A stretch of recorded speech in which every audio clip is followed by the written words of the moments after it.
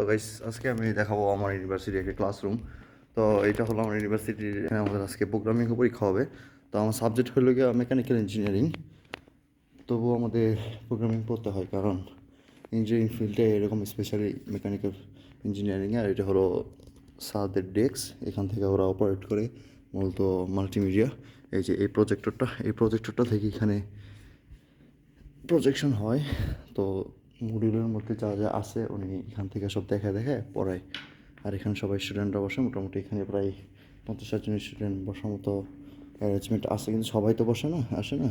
এখানে বাস 40-50 জনই আমরা ক্লাস করি।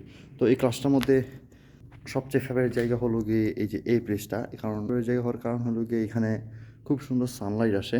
আর সবচেয়ে সুন্দর জায়গা হলো গিয়ে এই জায়গাটা, বাইরে কি ড্যাশিং ভিউ।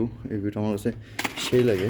দেখাতেছি এখানে তো প্রিজমা দেখা যাচ্ছে সামনে, রোড সাইকেল আসা যাওয়া করতেছে। সানলাইটটা এখন উঠে নেই, উঠলে আরও খুব সুন্দর লাগে।